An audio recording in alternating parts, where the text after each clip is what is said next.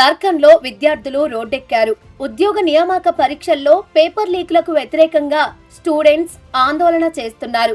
కొద్ది రోజుల క్రితం దేశ రాజధాని ఢిల్లీలో సీజేపీ ప్రొటెస్టుతో ఉద్రిక్తతలు కొనసాగగా తాజాగా జార్ఖండ్ లో కూడా అవే పరిస్థితులు కనిపిస్తున్నాయి. Jharkhand public service commission preliminary పరీక్షల్లో అవకతవకలు చోటు చేసుకున్నాయని, నియామక పరీక్షల్లో సంస్కరణలు తీసుకురావాలని విద్యార్థులు డిమాండ్ చేస్తున్నారు. ఈ క్రమంలోనే రాంచీలోని అసెంబ్లీని ముట్టడించేందుకు ప్రయత్నించారు.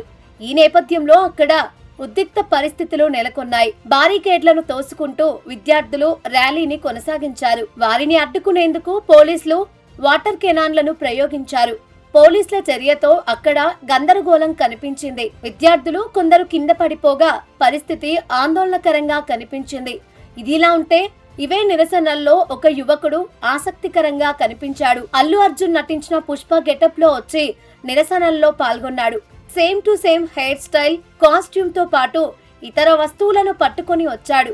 ఢిల్లీలో జరిగిన నిరసనలకు దక్కిన మద్దతే జార్ఖండ్ లో జరుగుతున్న ఆందోళనకు దక్కాలని ఆ యువకుడు కోరారు. पुष्पा के स्टाइल में स्टूडेंट प्रोटेस्ट करने आया हूँ, क्योंकि झारखंड के भी जो भी मैं इवेंट करता हूँ, बड़े बड़े शो करता हूँ, मुंबई में जो भी बड़े बड़े कलाकार के साथ शो करता हूँ, उनका कहना यही था कि भाई हम आपके फॉलोअर्स हैं।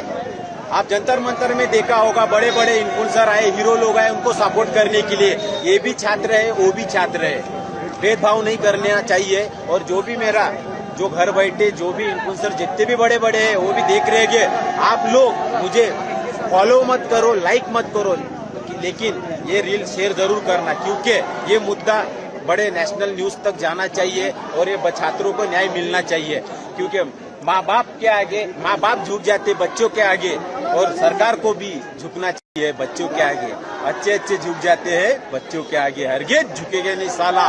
और झारखंड के स्टूडेंट रुकेंगे नहीं, जब तक न्याय मिलेगा नहीं तब तक रुकेंगे नहीं साला। भारत माता की जय। ఇక ప్రిలిమినరీ పరీక్ష ప్రశ్నపత్రం లీక్ ఆరోపణలతో ముగ్గురు సభ్యులు ఇప్పటికే రాజీనామా చేశారు. వీరిని సిఐడి అధికారులు విచారిస్తున్నారు. అలాగే ఈ వ్యవహారంలో పోలీసులు 19 మందిని అరెస్టు చేశారు. సిబిఐకి ఈ కేసు అప్పగించాలని విద్యార్థులు డిమాండ్ చేస్తున్నారు. అందుకే తాజాగా అసెంబ్లీని చుట్టుముట్టారు. ఈ డిమాండ్ నెరవేరే వరకు నిరసనలు కొనసాగుతాయని స్టూడెంట్స్ తేల్చి చెప్పారు.